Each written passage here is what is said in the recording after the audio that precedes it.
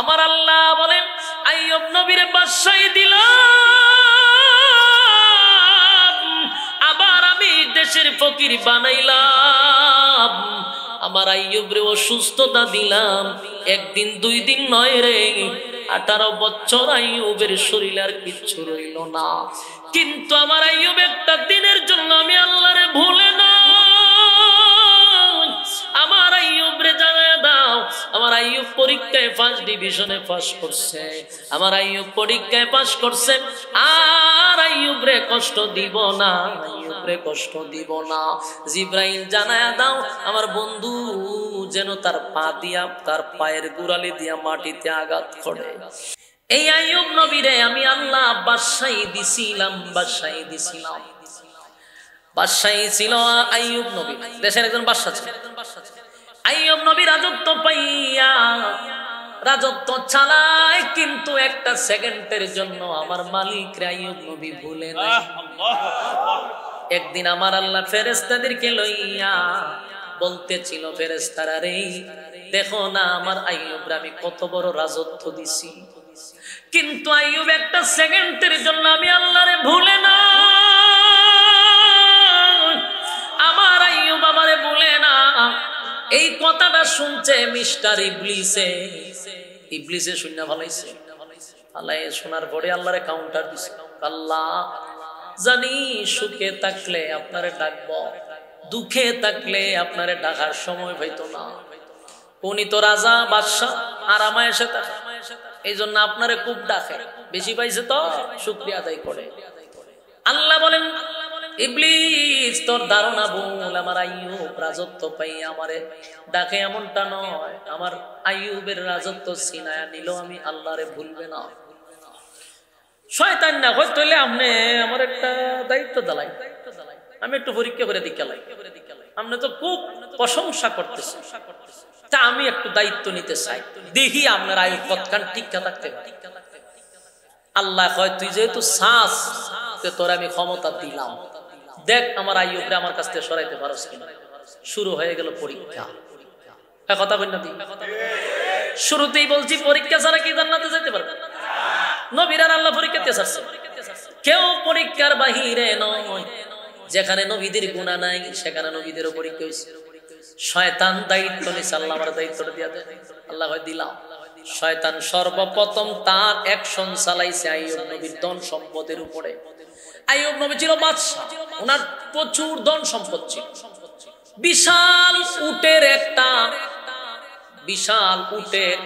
একটা ইয়ে ছিল, বকরি ছিল, বকরিরও বিশাল ফাল ছিল, উটেরও ফাল ছিল, ভেড়া বকরিরও ফাল ছিল, এটা আলাদা একটা প্রজেক্ট।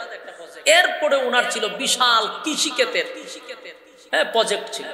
উনি এমন রাজা হিসাবে নিজস্ব কিছু, মানে শুধু বাদশাহী হইয়া না, নিজের কিছু সম্পদ ছিল। আমরা দেশে তো কেউ হইতে পারলে পুরা দেশটারে নিজেই মনে করে যেটা সব আমার, কথা ঠিক নেই, জনগণের সম্পদ রে নিজেই মনে করে। কিন্তু তখনকার বাদশারা নিজস্ব কিছু সম্পদ ছিল, এই রাষ্ট্রীয় সম্পদকে নিজের সম্পদ মনে করতো না। তাই আইয়ুব নবীর নিজস্ব, উনি এমনিতে ধনী, আল্লাহ ওনার ধন সম্পদ অনেক দিচ্ছে। শয়তান না করছে কি তা, উটের ফাল সবগুলার আগুন দিয়ে জ্বালাই দিচ্ছে, সব মেরে লেছে, একসাথে মেরে লেছে। কর্মচারীরা শিক্ষার দিতে দিতে আইসে আইয়ুব নবীর কাছে, আইয়া হুজুর ঘটনা ঘটছে। কি ঘটছে? আচ্ছা ভাই আমি বুঝলাম এটা কি মাহফিল? আপনার গলার যারা সাইনবোর্ড আছে এই পোলা পানগুলোর দইরা এই স্টেজে লই পড়ে। মাহফিল তুই শুনবিও না, তুই পরিবেশ নষ্ট করবি কেন? এগুলো মনোযোগ কিন্তু নষ্ট হয়, আলোচনা এলোমেলো হয়। দুই একজন দইরা আইনা লই পড়ে স্টেজে, এর কেন বয়ে আওয়াজ না। তোমার ভালো না লাগে তুমি যাও, তুমি পরিবেশ নষ্ট করো কেন? হাইজলামি নেই, রাত বেচারা বলতে বিছনা চাই এখানে বই রয়েছে না ঘুমাইয়া, কতক্ষণ পরে আমার মন জায়গায় দিকে তো ওয়াজই বলি যেন একটা কথাও যেন না হয়, যে কথা ধরলেই আধা ঘন্টা এখানে খারাপ করে রাখবে। মনোযোগ দেন, বলুন আইয়ুব নবীর নিজস্ব সম্পদ আলাদা ছিল, রাষ্ট্রীয় সম্পদের নিজের সম্পদ মনে করছে রাষ্ট্রীয় সম্পদ। তো উনি বিশাল ধনী, উটের ফাল সব আগুন দিয়ে ফেলায় মেরে লিছে। কর্মচারী সব মানুষ হয়ে গেছে, বলে কি একসাথে সব বুড়া মরিয়া উঠ মরিয়া আইয়ুব নবী বলেন আল্লাহর মাল আল্লাহ নিছে, আমার তো এখানে কোনো অসুবিধা নাই। শয়তান না হয় মাথা তার দেখো সর্বনাশ, প্রথম চান্সই দি ফাঁস, আমার এই ব্যর্থ পরে গিয়া বেড়ার যত ফাল আছে সবকিছু আগুন মেরে গেছে। ওখানকার কর্মচারী হুজুর ঘটনা তো ঘটে গেছে, বেড়ার ফাল সব মেরে গেছে। আইয়ুব নবী বুঝতে পারছে যে আইয়ুব নবীর উপর পরীক্ষা শুরু হয়েছে। আইয়ুব নবী কয় আমার আল্লাহ আমারে দিছে, আল্লাহর প্রয়োজন হয়েছে নিছে, মাঝখানে আমার কোনো অভিযোগ নাই।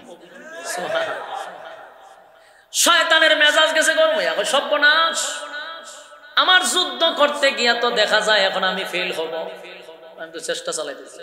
আইয়ুব নবী বিন্দু পরিমাণও কোনো দুঃখিত না। এখন গেছে যত কৃষি আছিল, মানুষ তো খাইতে গেলে কৃষি করতে কাজ, সমস্ত কৃষি জমিন সব জ্বালাই দিছে। গোটা দেশের মানুষ বাদশার কাছে আইসা সকালবেলা জড়ো হয়ে গেছে, হুজুর আমাদের সমস্ত কৃষিক্ষেত এক নিমিষেই শেষ হয়ে গেল, কি হইল? আইয়ুব নবী সান্ত্বনা দিয়া বলে তোমরা শান্ত হও, আল্লাহ দিছে আল্লাহ নিছে, অভিযোগ নাই, তবে 3 বছরের রিজার্ভ আছে, আরো 3 বছর তোমরা খাইতে পারবা, টেনশন করার কোনো দরকার নাই। শয়তান এটাও শুনছে, শূন্য কয় সব বনাস রিজার্ভ আছে, আচ্ছা রিজার্ভ দেখাইতেছে। শয়তান গিয়ার রিজার্ভে যত আছে সব ধ্বংস করে দিচ্ছে। এখন পড়ছে মারাত্মক ভাবে দুর্ভিক্ষ, সব শেষ, তো রিজার্ভ ফান্ডও শেষ, দুর্ভিক্ষ শুরু। দেশের জনগণ আইয়ুব নবীর কাছে এসে বলে বাদশা আপনি কিন্তু আপনার আমলে এত দুর্ভিক্ষ শুরু হইল, মহামারী শুরু হয়ে গেল, আমাদের সব শেষ, এখন আমরা কি করব? মানুষ দিশেহারা হয়ে গেছে, পাগল হয়ে গেছে। মুহূর্তের ভিতরে আইয়ুব নবীর বাদশাহীও শেষ। রাজা ছিল, বাদশা ছিল, মুহূর্তের ভিতরে পতির ফকির হয়ে গেল। কিন্তু আইয়ুব নবী বিন্দু পরিমাণও আল্লাহর প্রতি অসন্তুষ্ট না। মুস্কি হাসি দিয়া বলে আল্লাহ আপনি দিছেন, আপনি নিছেন, আমি বান্দা হিসেবে কোনো অভিযোগ নাই। শয়তান এখানে ব্যর্থ হল। শয়তান আবার চিন্তা করছে ঘটনাটা কি, এতক্ষণ মালের উপর দিয়া নিছি, এখন জানের উপরে ধরব। আইয়ুব নবীর 7টা ছেলে ছিল, 7টা ছেলেরে শয়তানে ওয়াল ধাক্কা দিয়া মেরে ফেলাইছে। কথা কি বুঝতেছেন? আপনার একটা ছেলে যদি দুর্ঘটনায় মারা যায়, বাবা হিসাবে আপনি আমার কতটুকু কষ্ট লাগে, সেখানে 7টা ছেলে একই সাথে শয়তানে মেরে ফেলাইছে। খবর আসছে হুজুর আপনার 7টা ছেলে জাগাতেই মারা গেল। আইয়ুব নবী কয় আল্লাহর মাল আল্লাহ নিছে, আমার কোনো অভিযোগ নাই রে, আমার মালিকের প্রতি কোনো অভিযোগ নাই, এগুলা তো আমার না, আমার মালিক খুশি হইয়া দিছিল, আবার মালিক খুশি হইয়া নিছে, মাঝখানে কোনো অভিযোগ আমার নাই, আমি আমার মালিকের প্রতি খুশি। শয়তান বলছে মহা মুসিবত, কোনোভাবে আইয়ুব নবীকে আল্লাহর কাছ থেকে দূরে সরাইতে পারলো না। একটা পর্যায়ে আবার আইয়ুব নবীর উপরে প্রেসার শুরু করলো। আইয়ুব নবীর শরীরের মধ্যে এক ধরনের গোটা হয়ে গেছে, শরীর ফুলে গেছে, শরীরটা কেমন যেন হয়ে গেছে। একটা পর্যায়ে শরীর থেকে বড় বড় এক ধরনের পুরা হওয়া শুরু হয়েছে। ওই যে বসন্ত, আমরা শরীর দিয়ে বাইরে না গর্ত হয়ে যাবে না, বসন্ত হয়েছে। এরপর এখান থেকে পুজ বিষাক্ত রক্ত বাহির হয়েছে, সারা শরীর দিয়ে পুজ বাড়িতেছে। এখান থেকে একটা দুর্গন্ধ সৃষ্টি হয়েছে। এটা এতই দুর্গন্ধ পাশে কেউ থাকতে পারে না। আইয়ুব নবীর বউ ছিল 60 জন, দূরে কোন কয়জন? 4টা বউ ছিল। আইয়ুব নবীর দুর্গন্ধের কারণে একে একে একে একে 3 জন চলে গেছে। সুবিধাবাদী যারা, এরা কি সময় মতো থাকে? কথা হয় না।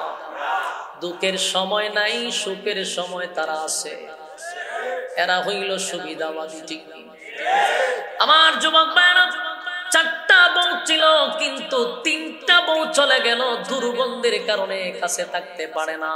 তাই একে একে 3 জন আইয়ুব নবীর ছেড়ে চলে গেছে। বাকি রইল কয়জন? নাম কি? এই সবাই জানে, ওয়াজ জানে। রহিমার ওয়াজ কত ইঞ্চি? রহিমার তো নাম জানেন, রহিমার বংশ জানেন? এই বংশ জানে না। এই জন্য আমরা গ্রামগঞ্জে একটা কথা আছে, এটা আমরা আঞ্চলিকতার একটা কথা হইল যে জাতের মেয়ে খালো ভালো, নদীর পানি গুলাও কেন খাও, এটার একটা কারণ আছে। আল্লাহ নবী নিজেও বলছে বিবাহ করার সময় বংশ দেখে করো, এর বহু কারণ আছে। 3টা বউ চলে গেল, আইয়ুব নবীর লাস্টে রইল রহিমা। রহিমারে আইয়ুব নবী বলে, রহিমা গো, একে একে 3 জন সতীন তোমার চলে গেল, তুমি কেন আমার পাশে? এই দুর্গন্ধ কি তোমার নাকে লাগে না? রহিমা কয়, স্বামী গো, দুর্গন্ধ আমারও লাগে, কিন্তু আমি তো দেশের বাদশার বউ ছিলাম, রানী। আমি ছিলাম রানী, আপনি ছিলেন দেশের বাদশাহ।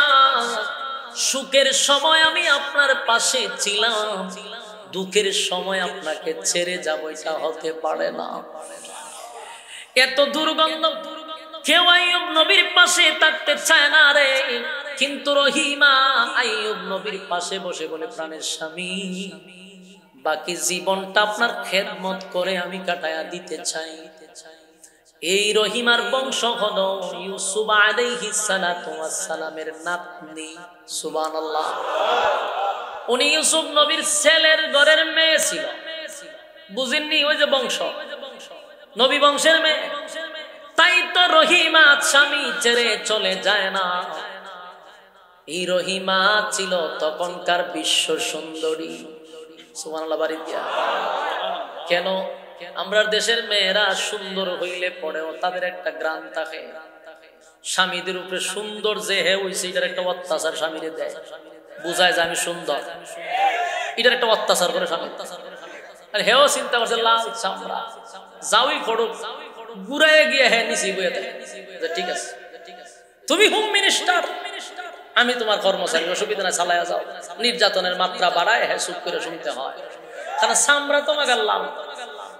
কিন্তু এখানে আল্লাহ বলেন, আমি বিবি রহিমারে, তখনকার সমস্ত মেয়েদের মধ্যে বিশ্ব সুন্দরী ছিল রহিমা। শুধু নবী বংশের না, আপনি বুঝেননি, ইউসুফ নবীর নাতনি। ইউসুফ নবীর আল্লাহ পৃথিবীর অর্ধেক সুন্দর দিছিল, ইউসুফ নবীর নাতনি নিলে কেমন হইব? এটা তো আগুন হওয়ার কথা, ঠিক নেই? কিন্তু রহিমা এত সৌন্দর্য থাকার পরেও গন্ধ, দুর্গন্ধ, এই স্বামীর পাশে বৈশাখ আমি খেদমত করে বাকি জীবন কাটাইতে চাই। আইয়ুব নবী বলেন, প্রাণের বিবি, একে একে সবাই চলে গেল, তুমি আমার পাশে রইলা। রহিমা কয়, স্বামী গো, বাকি খেদমত করার সুযোগ দেন। চলছিল, কিন্তু হঠাৎ করে একদিন গ্রামের লোক লাঠি সুটা লইয়া আইয়ুব নবীর ঘর ঘেরাও করছে। ওইরা গ্রামের মানুষ কয়, স্পষ্ট বক্তব্য, আগামী কালকে যদি আপনারে এই গ্রামে দেখি তাহলে আপনার জিন্দা কবর দিব। নাউজুবিল্লাহ আছে। আর রহিমা তো সুন্দর, গ্রামের মানুষ রহিমার দিকে তাকায়া বলে, রহিমা, স্বামীরে লইয়া যদি গ্রাম ত্যাগ না করো, তোমার উপরও কিন্তু হামলা করব। নাউজুবিল্লাহ। গ্রামের মানুষ আলটিমেটাম দিয়ে গেছে, চলে গেল।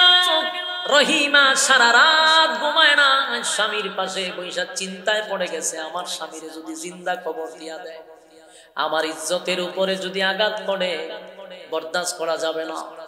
তাই স্বামীরে লইয়া যে গ্রাম ছেড়ে অন্য কোথাও যাবে, একজন মানুষের সাহায্য তো দরকার। একটা পুরুষ মানুষের লইয়া মহিলা তো গ্রাম ছাড়া সম্ভব না। কিন্তু কে সাহায্য করবে? কেউ তো আইয়ুব নবীর পাশে আসতে চায়, এত দুর্গন্ধ কেউ আসতে চায় না। মহিলা মানুষ একা একা কি করবে? একটা চাদর দিয়া শরীরের সঙ্গে বাইদা স্বামীরে বাঁধছে, বাইদা কাঁধে লইয়া লইয়া 1 পা 2 পা করে করে গ্রাম ছেড়ে জঙ্গলে গেছে। গ্রাম ছেড়ে জঙ্গলে গেছে, সেখানে গিয়া বসবাস করা শুরু করছে। গ্রামের মানুষ গ্রামে থাকতে দিল না, জঙ্গলে গিয়া স্বামীরে লইয়া থাকা শুরু করলো। যা কিছু খাবার আনছিল 10-15 দিন গেছে, এখন তো আর খাবার নাই। আইয়ুব নবী অসুস্থ, কিন্তু ফেডে তো কিদা, কথা হয় না? ফেডের কিদা তো নিবারণ করা দরকার। কামরাঙ্গী চরের বায়েরা, পর্দার আড়ালে আমার মা বোনেরা, এই ওয়াজটা আপনাদের জন্য বেশি দরকার। এখান থেকে শিক্ষা গ্রহণ করুন, ভালো করে কথাগুলি পর্দার আড়ালে তাইকা তাইকা শ্রবণ করুন। আমার আপনার কথাগুলি একটু দিলের কান লাগায় শোনা দরকার। বিবি রহিমা ছিল দেশের রানী এবং বিশ্ব সুন্দরী। স্বামীর জন্য 15 দিনের খাবার ছিল সব শেষ, কিন্তু পেটের খিদা তো আর থামে না। রহিমা পাগল হয়ে গেছে, খাবারের ব্যবস্থা কোথা থেকে করবো রে? কারো কাছে গেলে তো খাবার দেয় না, কেউ আশ্রয় দেয় না। বিবি রহিমার চেহারা ঘুরে মানুষের বাড়িতে কাজের জন্য এক পর্যায়ে সিদ্ধান্ত নিল, মানুষের বাড়িতে কাজ করে করে যেই টাকাটা উপার্জন করবে সেই টাকা দিয়া স্বামীর খাবারের ব্যবস্থা করবে। আমার যুবক ভাইরা দিলের কান লাগায় শুনে, দেশের রানী বিশ্ব সুন্দরী রহিমা মানুষের বাড়িতে কাজ করে। এখন মানুষের গড়ে গড়ে কাজ করে করে যে টাকা পায় সেটা দিয়া খাবারের ব্যবস্থা করে। চলছিল অনেক দিন, কিন্তু মিস্টার ইবলিস এটা দেখছে, দেখা মানুষের সুরত ধরে মানুষের ঘরে গিয়া কয়, জানো নি তোমাদের ঘরে কে কাজ করে? না। কইলা হইলা আইয়ুব নবীর বউ। আইয়ুব নবীর বউ যে তোমাদের ঘরে কাজ করে, আইয়ুব নবীর শরীরে যে রোগ, এটা ভাইরাস, এই ভাইরাস তো তোমাদের ঘরের সবাই সব মরবা। ওই সর্বনাশ, এটা তো আমরা জানি না, শয়তানে জানাই দিছে। পরের দিন গেছে কাজ করতে, মানুষের কাজ দেয় না। সব বনাস, সব বনাস, আমরা তোমার চিনছি না, তুমি তো আমরা সব কিছু অসুস্থ বানায় স্যার ভাই, তুমি আমরা করে কাজ করতে আর আইও না, বিদায় করে দিচ্ছে। এখন করতো কি? খানা ভাইব কৌ, খানা ভাইব কৌ। বিবি রহিমা হাতে পায়ে ধরছে, আমার স্বামী তো তোমাদের বাদশা ছিল, তোমাদের জন্য তো রাতে ঘুরে ঘুরে তোমাদের খাবারের ব্যবস্থা করে দিছে।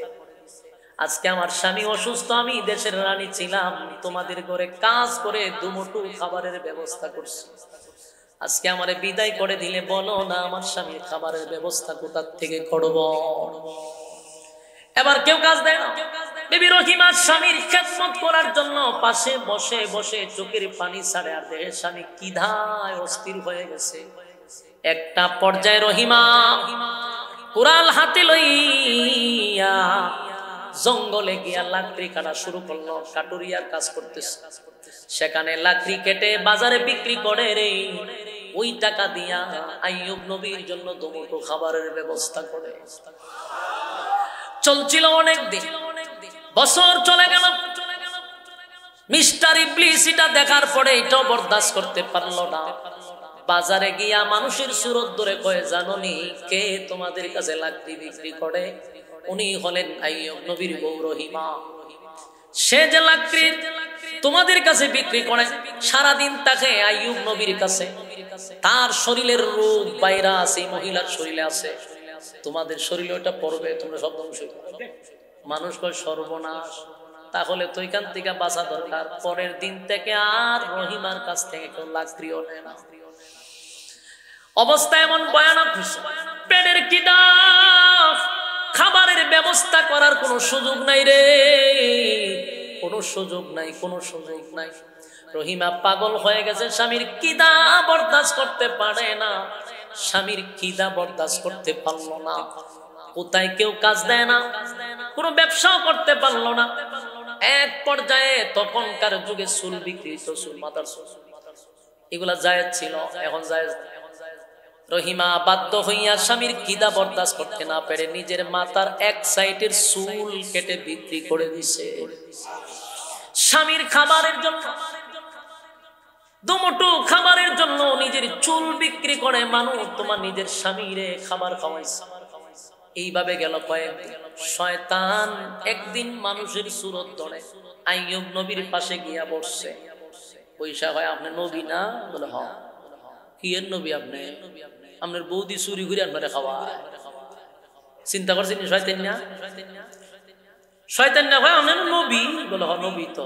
তা আপনার বৌদি চুরি ঘুরে আপনারা খাওয়া, তা আমি এটা খাই কেমন? ইতি বুঝি নবী? আইয়ুব নবী কই না এদিক না, আমার বউ চুরি করতে করে, হ চুরি ঘুরে খাওয়া। কামনের বউ মানুষের বাদ চুরি করে, এই চুরি কইরা না আমরা খাওয়া, আর আমরা খাইতেছেন নবী বলে। শয়তান নারী কথা হইন না, আইয়ুব নবী কইন না, এটা আমার বিশ্বাস হয় না। আমার বউ চুরি করবে এটা আমি মনে গেলে বিশ্বাস করবো না। আপনি এটা কি বলে? বিশ্বাস যদি না করেন তাহলে আপনার বউরে কইবেন মাথার উনার জন্য সরায়, সরাইলে বুঝতে পারবেন চুরি যে করছি, মানুষের চুল খাইটা দিছে। চিন্তা করেন শয়তান না কত বড় খালি। আইয়ুব নবী বৈশা রয়েছে। রহিমা সন্ধ্যাবেলা আইছে খাবার লইয়া। আইয়ুব নবী কয়, রহিমা আজকের থেকে তুমি আমাকে আর খাবার দিবা না। কেন? তোমার মাথার কাপড় সরা। মাথার কাপড় সরাইছে যখন দেখে মাথার এক সাইডে চুল নাই। আইয়ুব নবী তারও বিশ্বাস হয়েছে যে ঘটনা তো সত্য। আইয়ুব নবী কয়, আমি একজন পয়গম্বর, আর তুমি আমারে মানুষের করতে চুরি করে না আমারে খাবার দেও। তোমার চুরির ধরা খায় তোমার মাথা চুল কাটছে। চিন্তা করেন, আমরা দেশের মহিলা হইলে কিতা করলো বলছেন, কথা কই না দি কথা। চুরির অপরাধ যদি দিত আর হইলে বলে তোমার খাওয়ানোর লেগে বুঝি আমি অত কিছু করলাম আর তুমি বুঝি আমার চুরির অপরাধ দিছ। ফারাদা মেরে লিলি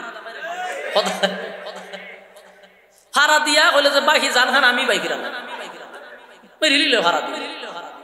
কিন্তু রহিমা চোখের পানি ছাইরা কইতেছে যে না, আমি আপনাকে চুরি করে খাওয়াই।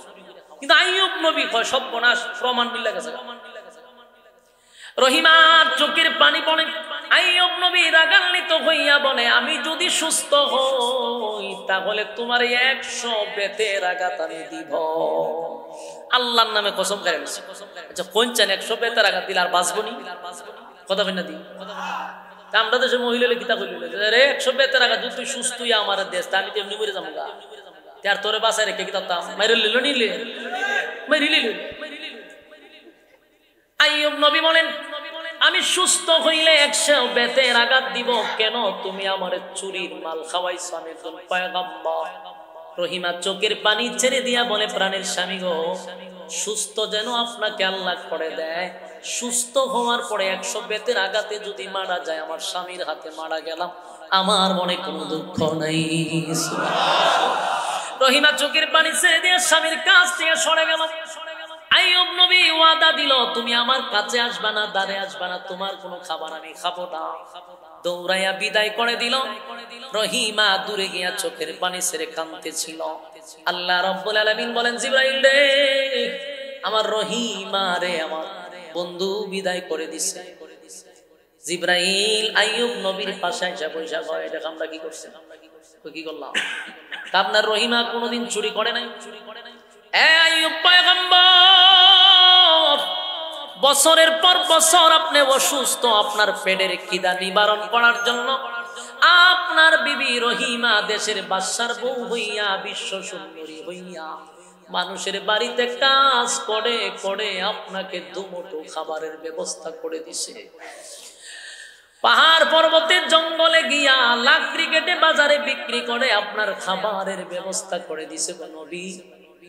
আর আপনি তারে চুরের অপবাদ দিলেন, মাথায় যে চুল নাই। আপনার খাবারের আয়োজন করতে গিয়ে কেউ তারে চাকরি দেয় না, কেউ তারে কাজে রাখে না, তাই নিজের মাথার চুল বিক্রি করে আপনার পেটের খিদা নিবারণ করাইছে। আইয়ুব নবীর কাছে যখন ঘটনা বর্ণনা করলো, জিবরাইল বলে, তাহলে লোকটাকে আমার কাছে আমার স্ত্রীর অভিযোগ করছে, ওইটা শয়তান। শয়তানে ধোঁকা দিছে আইয়ুব নবী। আইয়ুব নবীর চোখ দিয়া পানি পড়ে আর বলে, হায় রে, আমার বিবি আমার জন্য কত কষ্ট করলো, আমি তো আল্লাহর কসম কইরা বলছি তারে বেতের আঘাত দিব। 100 বেতের আঘাত যদি আমি দেই, আমার বিবি তো বাঁচবে না। এইভাবে চলতেছিল অনেক দিন।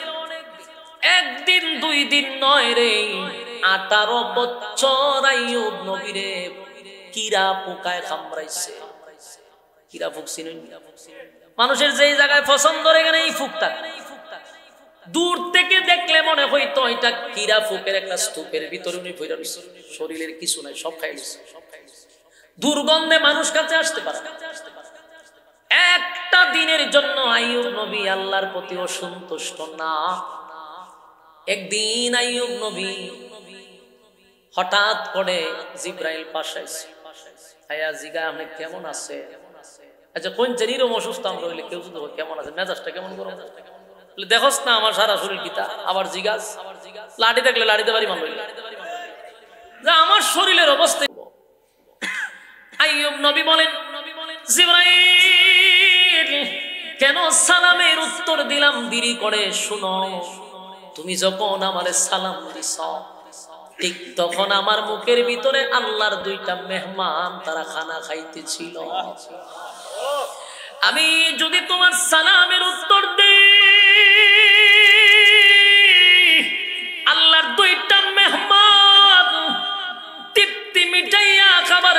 পারতো না, কারণ আমি সালামের উত্তর দিতে গেলে জিহ্বাটা লড়াইতে হইতো।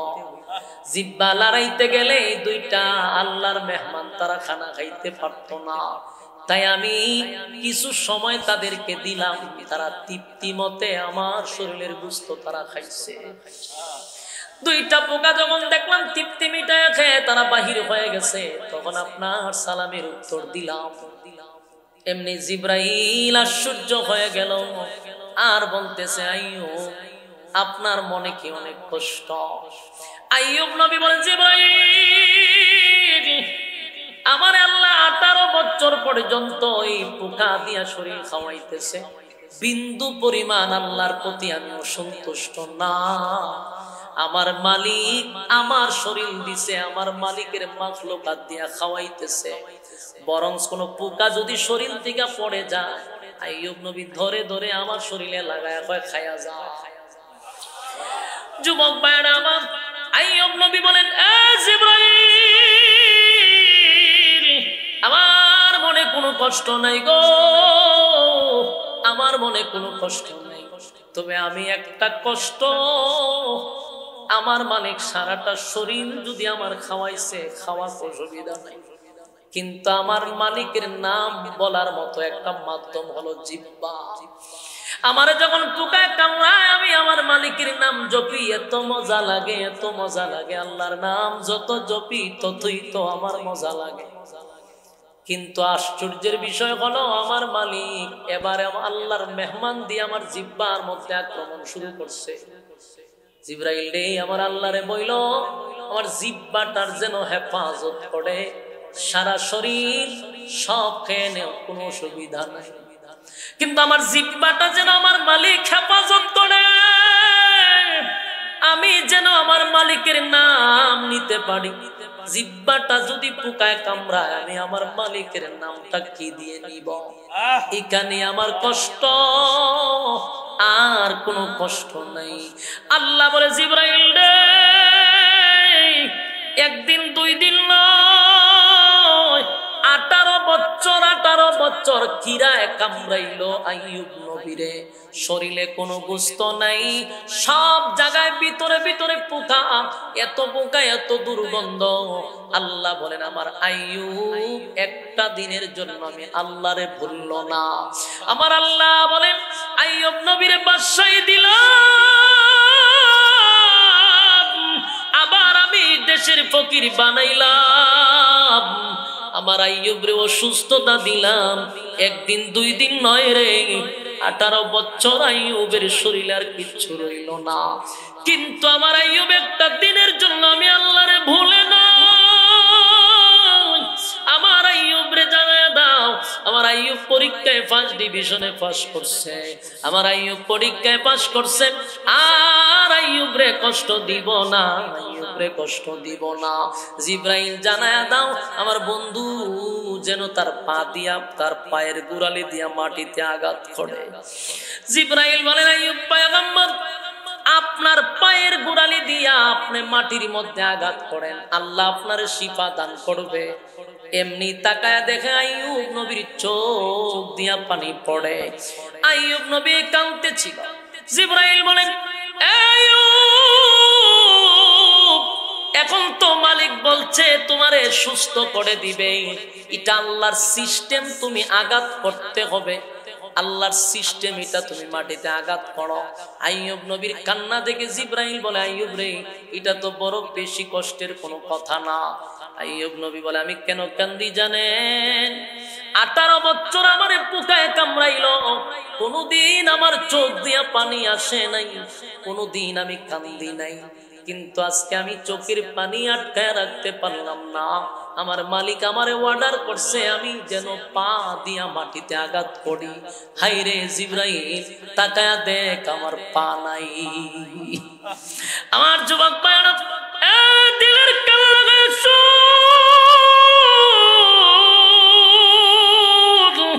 আমার আল্লাহ নবীর পরীক্ষা নিছে গো, নবীর আরো পরীক্ষা নিছে, পরীক্ষা ছাড়া জান্নাত দিবে না, জান্নাত দিবে না।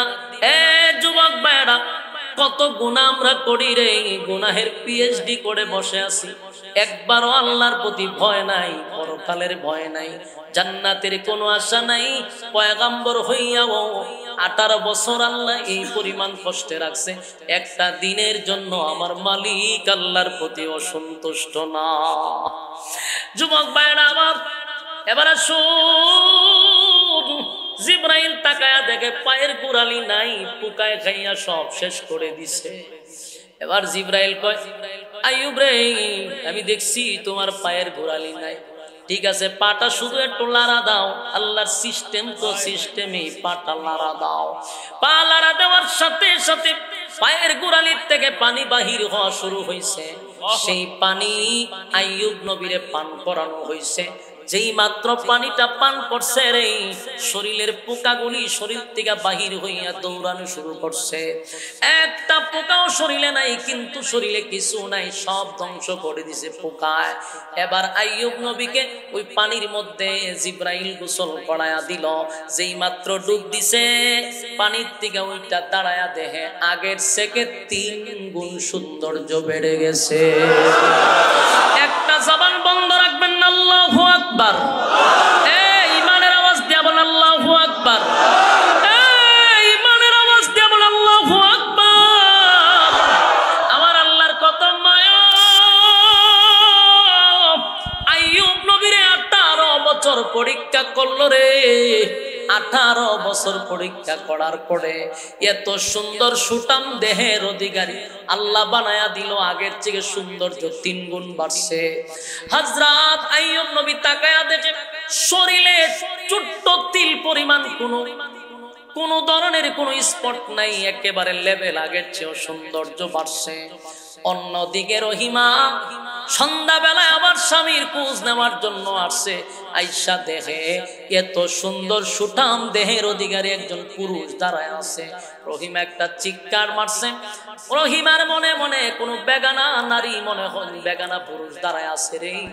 আইয়ুব নবী কয়, প্রাণের বিবি গো, আমি কোনো বেগানা পুরুষ না, তোমার স্বামী আইয়ুব তোমার পাশে দাঁড়ায় আছে।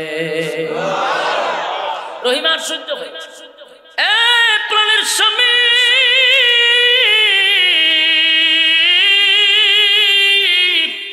আগের চেয়েও সৌন্দর্য কেমনে বেড়ে গেল গো। এবার আইয়ুব নবী বলেন, আমার মালিক আমার পরীক্ষা নিছিল, আল্লাহ আবার আমার শরীর ফিরাইয়া দিছে। আইয়ুব নবীরে বাদশাহী দান করছে, আগের থেকে ধন সম্পদ 3 গুণ বাড়ায়া দিল। ও যুবক ভাইরা, আইয়ুব নবীর তো কোনো গুনাহ ছিল না, কিন্তু আইয়ুব নবীর কাছ থেকে পরীক্ষা নিছে। ইব্রাহিম খলিলুল্লাহরে পরীক্ষা নিছে, সমস্ত নবী রাসূলগণ না পরীক্ষা দিছে। আর আমরা যখন নিজেরারে ইমানদার দাবি করব, তোমার আমারও পরীক্ষা আসবে, এর মধ্যে কোনো সন্দেহ না। অসুস্থতার কারণে মালিককে ভুলে গেলে চলবে না। কোন রাজনীতির বড় নেতা হয়ে গেলে মালিককে ভুলা যাবে না। ব্যস্ততা বেড়ে গেলে অজুহাত দেখাইয়া মালিককে ভুললে চলবে না। কিয়ামতের মাঠে এদেরকে আল্লাহ দাঁড় করায়া বলবে, তুই কি আমার আইয়ুব নবীর চেয়ে বেশি অসুস্থ ছিলি রে? আমার আইয়ুব তো একটা সেকেন্ডের জন্য আমি আল্লাহরে ভুলে নাই। সেদিন হাসরের মাঠে জবাব দেওয়ার কোনো সুযোগ থাকবে না। আল্লাহ কয়, ফেরেশতারা রে, এই নাফরমানরে ধর, এই নাফরমানরে ধর, বুকটা ছিদ্র কর, বাম হাতটা বুক বরাবর ঢুকায়া দে, গাটটা মস্কায়া দে, আমল নামাটা তার হাতে দড়ায়া দে, বলে দে সে যতগুলা অজুহাত দেখাইছে একটাও আমি আল্লাহর কাছে গ্রহণযোগ্য না। বলুন, আমরা কি অজুহাত দেখাইয়া আল্লাহকে ভুলে গেলে চলবে, না গোলামি চলতেই থাকবে? কারা কারা মালিকের গোলামি সর্বদা করবেন? হাত তুলে দেখেন। লিল্লাহে তাকবীর, লিল্লাহে তাকবীর। আল্লাহ সবাইকে মানার আমল করার তৌফিক দান করুক, সকলে বলে আমিন। আপনারা বলেন যে এই কথাগুলি বললাম এবং আপনারা শুনলেন, এই কথাগুলির থেকে আমল করা সম্ভব? আরেকটা বার ইমানের হাত দিয়ে একটু দেখা যায়, ইমানের শক্তি দিয়ে হাতটা তুলে, মাশাআল্লাহ, এটা কি অন্তর থেকে তুলছে? আপনারা একটা পরীক্ষা করতাম, কথা হয় ওই আসলাম আলী যে পরীক্ষা কথা বলি না, কি পরিমাণ ইমান দুর্বল, তুল্লা কন বলে পরীক্ষা করতাম না। ফাঁস করবেন নি তাহলে দীক্ষা লাই বিসমিল্লাহ খান পকেটে আড্ডু